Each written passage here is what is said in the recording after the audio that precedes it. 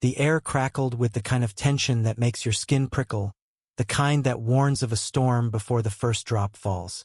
In the manicured cul-de-sac of Willow Creek, a Seattle suburb where every lawn was a silent competition, a single rainbow flag fluttered defiantly outside a modest craftsman home. It was the spark that ignited a fire nobody saw coming. Elliot Harper, 28, stood on his porch, his hazel eyes tracing the flag's vibrant stripes as they danced in the late summer breeze. He'd moved here 3 months ago with his partner, Julian Torres, 32, chasing a dream of quiet mornings and shared futures. Seattle had promised acceptance, a place where their love could breathe freely. But Willow Creek's HOA president, Karen Whitmore, had other plans. A woman in her late 50s with a perm as rigid as her worldview, Karen had made it her mission to preserve the neighborhood's values. To her, that flag was a personal affront. Elliot's fingers tightened around his coffee mug as Karen's silver SUV pulled into their driveway, uninvited. Her heels clicked with purpose as she marched up, clipboard in hand. Her lips pursed like she'd just tasted something sour. "Mr. Harper," she began, voice dripping with false civility. "This flag violates HOA guidelines. Section 3.2, Exterior Decorations. Take it down by tomorrow or you'll face a fine." Julian appeared at the door, his dark curls still damp from a shower, his calm demeanor a stark contrast to Elliot's rising pulse. "Karen, we checked the rules. There's nothing about flags unless they're obscene. This one's just us." His voice was steady, but his brown eyes held a flicker of defiance. Karen's smile didn't reach her eyes. "It's about maintaining a certain aesthetic. You understand, don't you? We don't want to make things uncomfortable for the community." The word community landed like a jab, implying they weren't part of it. Elliot's jaw clenched. "Uncomfortable for who? We're not hiding who we are." She scribbled something on her clipboard, her pen scratching like a warning. "You'll hear from the board. Don't say I didn't try to be neighborly." With that, she turned on her heel, leaving a cloud of perfume and resentment in her wake. Inside, Julian pulled Elliot into a hug, his warmth grounding. "She's just one person, Elle. We've got this." But Elliot's gaze lingered on the flag, a symbol of their hard-won peace. He'd fought too long to be himself, through family silences, whispered slurs, and years of self-doubt, to let someone like Karen dim their light. Willow Creek wasn't all sharp edges. Across the street, Aisha Khan, a 40-year-old single mom and graphic designer, watched the exchange from her window, her brow furrowed. She'd moved here after her divorce, seeking a fresh start for herself and her teenage daughter, Noor. Aisha had always kept to herself, wary of the HOA's iron grip, but something about Karen's crusade against Elliot and Julian stirred her. She'd seen that look before, the one Karen wore all righteous indignation. It reminded her of the whispers she'd endured as a Pakistani woman in a mostly white suburb. By evening, the neighborhood's group chat was ablaze. Karen had posted a reminder about HOA regulations, thinly veiled as a call to arms against disruptive displays. The responses were mixed. Some neighbors, like retiree Bob Callahan, grumbled about keeping things traditional, while others, like young couple Mia and Diego Lopez, pushed back, calling the rule outdated. Elliot and Julian, unaware of the digital storm, sat on their couch, planning a quiet dinner. But the tension outside their walls was building, a pressure cooker ready to burst. The next morning, a certified letter arrived, demanding the flag's removal within 48 hours or a $500 fine. Elliot's hands shook as he read it aloud. Julian's face darkened, but he forced a smile. "Let's fight this. Together." They decided to attend the next HOA meeting, ready to make their case. What they didn't know was that Karen had already rallied her allies, a small but vocal group who saw their flag as the first crack in Willow Creek's pristine facade. Aisha, meanwhile, couldn't shake the image of Elliot's defiant stance on the porch. She'd spent years staying quiet, avoiding conflict, but this felt different. She pulled out her laptop and started drafting a petition to amend the HOA's outdated rules, her fingers flying across the keys. Noor, 16, peeked over her shoulder. "Mom, you're finally stirring the pot?" she teased, her eyes bright with pride. Aisha smiled faintly. Someone's got to. As the HOA meeting loomed, whispers spread through Willow Creek. Some neighbors, like Mia and Diego, offered quiet support, leaving cookies on Elliot and Julian's doorstep with a note, "You've got allies." Others, like Bob, doubled down, muttering about standards at the local coffee shop. Karen, emboldened, began knocking on doors, framing the flag as a slippery slope to chaos. But she underestimated the ripple effect of her actions and the power of a community pushed too far. Elliot and Julian spent the week preparing, their living room a war room of legal research and handwritten notes. They found a loophole. The HOA bylaws hadn't been updated since 2005, predating modern anti-discrimination laws. Julian, a paralegal, knew they had a case, but the thought of standing before a room of strangers, defending their right to exist, made his stomach churn. Elliot, ever the optimist, squeezed his hand. "We're not just fighting for us. We're fighting for anyone who comes after." The night before the meeting, they sat in their backyard, the rainbow flag casting a soft shadow under the moonlight. Julian traced circles on Elliot's palm, his voice low. "What if we lose?" Elliot leaned in, their foreheads touching. "Then we keep fighting. We've done it before." Their kiss was a quiet rebellion, a promise to weather whatever came next. But Karen wasn't done. She'd spent the week rallying her troops, twisting the narrative to paint Elliot and Julian as troublemakers. She didn't expect Aisha's petition, now circulating online, gaining signatures by the hour. Nor did she anticipate Noor, who'd taken to social media, sharing their story with a hashtag, Willow Creek for All. The post went viral, catching the eye of a local journalist. By the time the HOA meeting arrived, Willow Creek was a powder keg, and the spark was about to ignite. The community center was a sterile box of fluorescent lights and folding chairs, but on the night of the HOA meeting, it felt like an arena. Elliot and Julian arrived early, their hands clasped tightly, the rainbow flag pin on Elliot's jacket gleaming defiantly. The room buzzed with neighbors, some whispering, others staring openly. Karen sat at the front, her clipboard a shield, flanked by Bob and a few loyalists who nodded at her every word.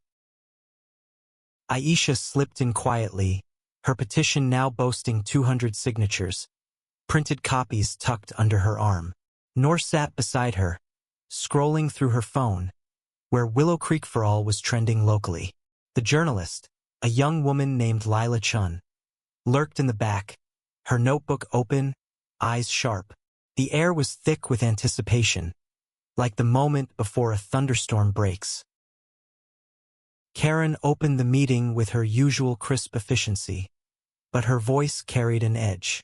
"We're here to discuss compliance with HOA guidelines, specifically exterior displays that disrupt our community's harmony."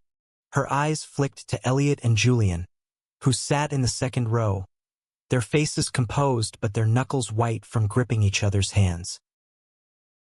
Elliot stood first, his voice steady despite the knot in his chest. "We're not here to disrupt anything. That flag represents who we are. Two people who love each other, trying to build a home. If that's a problem, maybe the guidelines need to change." A murmur rippled through the crowd, some nodding, others shifting uncomfortably.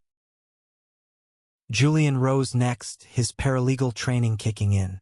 The bylaws don't explicitly ban flags, and Washington state law protects against discrimination based on sexual orientation. Forcing us to remove it could be illegal. His words landed like a gavel, and Karen's smile tightened. Bob Callahan stood, his voice gruff. This isn't about discrimination. It's about keeping things uniform. If we let one flag stay, what's next? Political banners? Neon signs? A few neighbors clapped, but Mia Lopez shot to her feet. Uniform? Bob, your Christmas lights stay up till March. Let's talk about that. Laughter broke the tension, and Karen's gavel banged for order. Aisha took her chance, stepping to the microphone, her voice clear. I've got a petition here, signed by 200 residents, to update the bylaws to explicitly allow personal expression, as long as it's not harmful. This isn't just about Elliot and Julian. It's about all of us having a voice. She held up the papers, and Noor beamed, snapping a photo that she posted instantly. Karen's face reddened. This is highly irregular. Petitions need board approval before. Actually, Julian cut in, holding up a copy of the bylaws. Section 7.4 allows resident petitions with 150 signatures to be presented without prior approval. The room erupted in whispers, and Lila Chun scribbled furiously. Karen pivoted, her voice syrupy. Let's not get sidetracked. The flag violates aesthetic standards, and that's the issue. But the crowd was shifting. Diego Lopez stood, his voice calm but firm. Aesthetic? Karen, you approved a neon pink flamingo statue in your yard. Let's be real. This isn't about aesthetics. The meeting spiraled from there. Neighbors who'd stayed silent for years spoke up, sharing stories of Karen's overreach. Fines for unapproved mailboxes, complaints about kids' chalk drawings. Elliot and Julian watched, stunned, as the room turned from a tribunal into a reckoning. Karen's allies faltered, and even Bob sat down, muttering. By the end, the board agreed to table the flag issue and review Aisha's petition. Elliot and Julian left the meeting hand in hand, their flags still flying, but the victory felt fragile. Karen's glare followed them out, a promise of more to come. The next morning, the neighborhood woke to a shock. Someone had spray-painted "Freaks" across Elliot and Julian's garage. The word was jagged, angry, red paint dripping like blood. Elliot froze, his breath catching, while Julian grabbed his phone to call the police. Aisha was there in minutes, her face pale but resolute. "This isn't over," she said, helping them scrub the paint away. Noor's social media posts exploded, the vandalism fueling Willow Creek for all.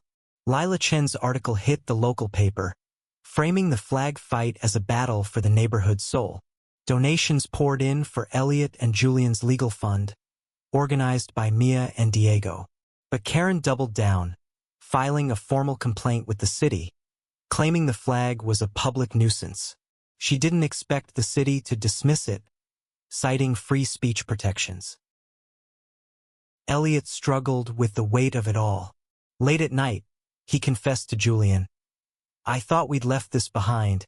Hate like this." Julian held him close, his voice fierce. "We're not alone anymore. Look at Aisha, nor the others. They're fighting with us." Aisha, meanwhile, was grappling with her own fears. Taking a stand had painted a target on her back. Karen stopped by her house, all smiles, warning her to stay out of things you don't understand. But Aisha had spent too long shrinking herself. She doubled her efforts, organizing a community picnic to rally support for the petition, inviting Lila to cover it. The picnic was a turning point. Neighbors who'd stayed neutral showed up, drawn by the promise of food and music. Elliot and Julian brought homemade empanadas, a recipe from Julian's Puerto Rican grandmother. Noor ran a face-painting booth, decorating kids with rainbows. Aisha gave a speech, her voice shaking but strong, calling for a neighborhood where everyone belonged. By the end, the petition had 400 signatures. But Karen wasn't idle. She'd found an old HOA rule about community disturbances and was pushing for a special vote to enforce it, targeting the flag directly. She canvassed relentlessly, twisting the narrative. Elliot and Julian were outsiders, stirring trouble. Her campaign worked on some, like Bob, who feared change, and others who just wanted peace. As the vote approached, Elliot and Julian faced a choice. Keep fighting or take the flag down to avoid escalation. They sat in their garden, surrounded by roses they'd planted together, weighing their future. "This isn't just about us," Elliot said, his voice thick. "If we back down, what happens to the next family?" Julian nodded, his hand finding Elliot's. "Then we fight. For them. For us." The special vote was set for a Saturday. The community center packed again, this time with news vans parked outside. Lila Chen's article had drawn regional attention, and Willow Creek for All was now a city-wide conversation. Elliot and Julian arrived, their flags still flying, a quiet act of defiance. Karen sat at the front, her clipboard pristine, her confidence unshaken despite the growing opposition. Aisha had spent the week rallying neighbors, her petition now at 600 signatures. She'd also uncovered dirt. Karen's husband, a real estate developer, had been pushing for stricter HOA rules to boost property values, with Karen as his proxy. Aisha shared this with Lila, who was digging deeper, her articles now questioning the HOA's transparency. The meeting began with Karen's polished speech, framing the vote as a defense of community standards. She avoided mentioning the flag directly, instead warning of disruptive elements that could lower property values. Her allies nodded, but the crowd was restless, sensing the subtext. Julian spoke next, his voice calm but cutting. "This vote isn't about standards. It's about whether people like us, gay, straight, anyone, can live here without hiding who we are. That flag isn't hurting anyone. Hate is." His words hung in the air, and Elliot squeezed his hand, pride swelling in his chest. Aisha followed, presenting her petition. 600 of us want a neighborhood where everyone's free to be themselves. If you vote against that, you're voting against your own freedom too. Noor live-streamed her speech and comments flooded in, mostly supportive, some vicious. Lila scribbled, her pen a quiet weapon. The vote was close, too close. Karen's campaign had swayed enough holdouts, and the rule passed by a slim margin. 52% to enforce community standards, effectively targeting the flag. Elliot felt the air leave his lungs, the room tilting. Julian's face was stone, but his grip on Elliot's hand was iron. Outside, Karen smiled for the cameras, calling it a victory for tradition, but the backlash was swift. Lila's next article exposed Karen's husband's conflicts of interest, sparking outrage. Aisha organized a protest, with neighbors gathering outside the community center, holding signs, "Love wins," "No hate in Willow Creek." Noor's hashtag went national, drawing activists from Seattle's broader LGBTQ+ community. Elliot and Julian, reeling from the vote, found strength in the crowd. Mia and Diego joined them, offering their guest room if things got worse. Aisha introduced them to a pro bono lawyer, Priya Sharma, who saw a case for discrimination. "The HOA's rule is vague and selectively enforced," Priya said. "We can challenge it in court." But court would take months and the fines were piling up. $500 every week the flag stayed. Elliot's optimism waned, his nights sleepless. "What if we can't afford this?" he whispered to Julian one night, the flag's shadow swaying on their bedroom wall. Julian's answer was fierce. "We'll find a way. We always do." Karen, sensing victory, pushed harder. She sent daily notices, each one colder, and rallied her allies to shun Elliot and Julian. Bob stopped waving. Others crossed the street to avoid them, but cracks were forming in her armor.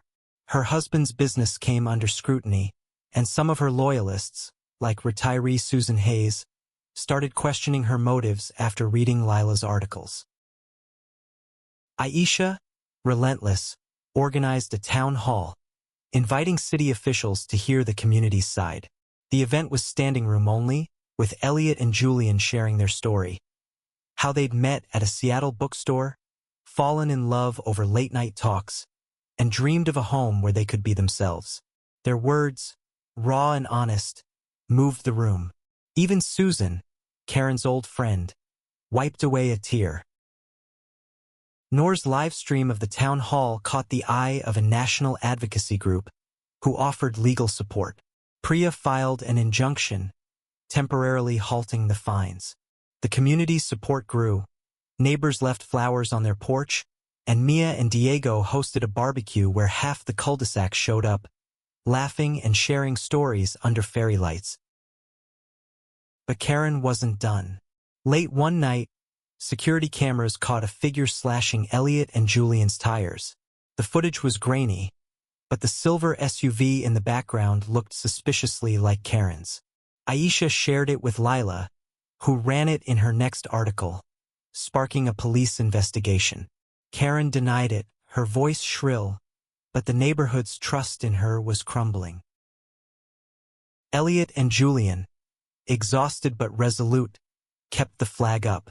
They started a community garden project, inviting neighbors to plant together, a quiet way to rebuild bonds. Aisha and Noor joined, as did Mia, Diego, and even Susan, who apologized quietly for staying silent too long. The garden became a symbol, its flowers blooming where division once stood. As winter approached, the court date loomed.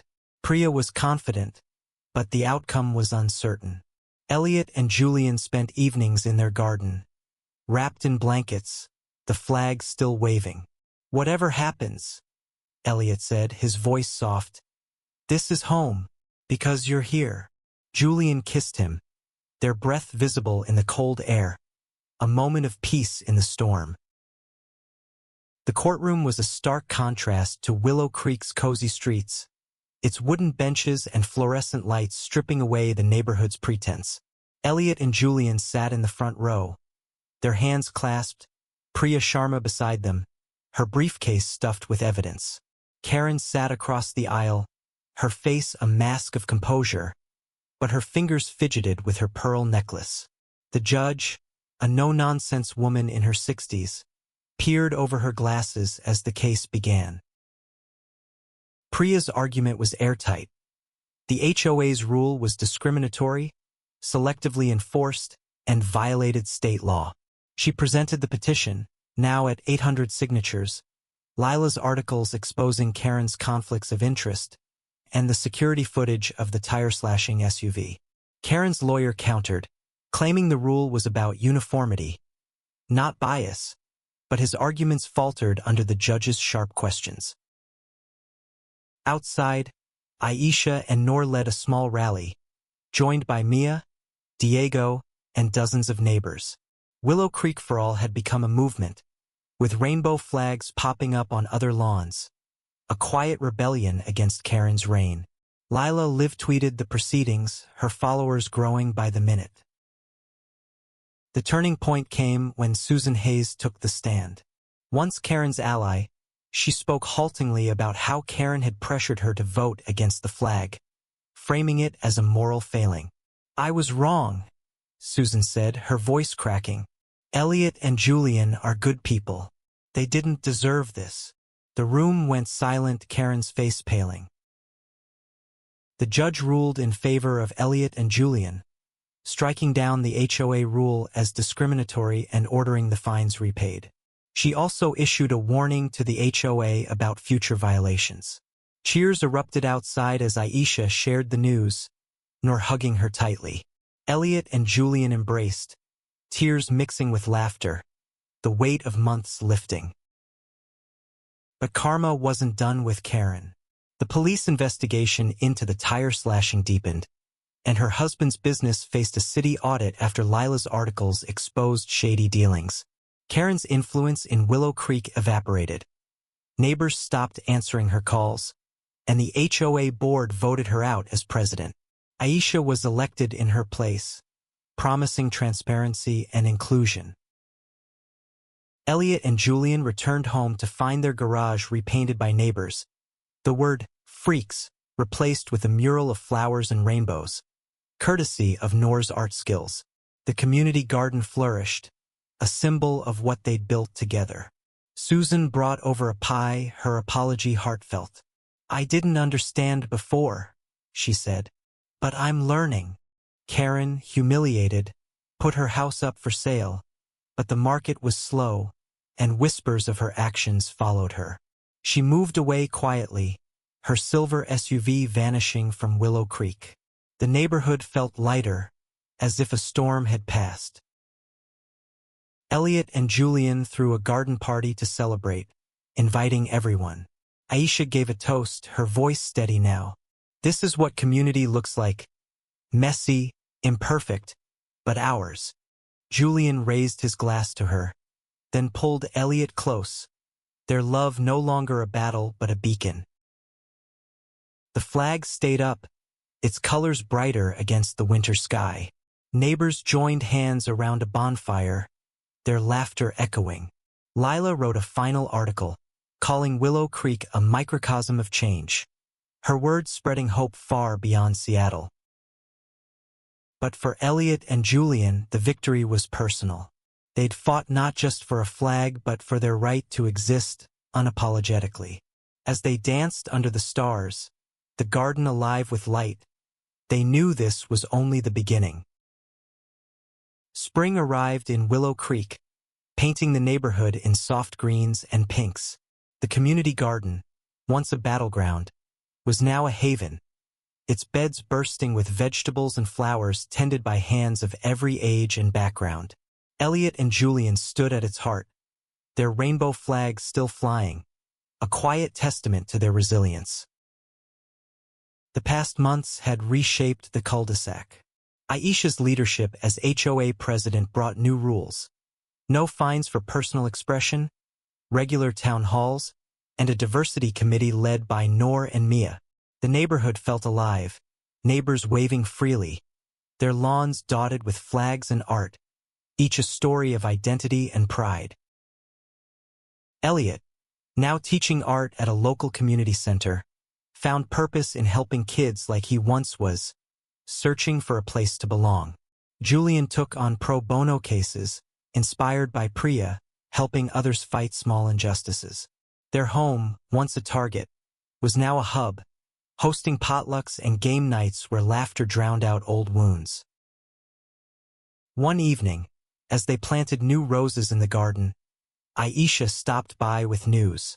The city had honored Willow Creek with an award for community unity, citing their story as an example. "You two started this," she said, her eyes warm. Elliot shook his head. "We just flew a flag. You all made it mean something." Noor, now applying to colleges, had turned Willow Creek for All into a nonprofit, raising funds for LGBTQ+ youth. Lila's articles had earned her a promotion, and she was writing a book about the fight, with Elliot and Julian's blessing. Even Bob Callahan came around, gruffly offering to help with the garden, his way of making amends. As summer neared, Elliot and Julian planned a vow renewal in the garden, a celebration of their love and the community that fought for it. Neighbors pitched in.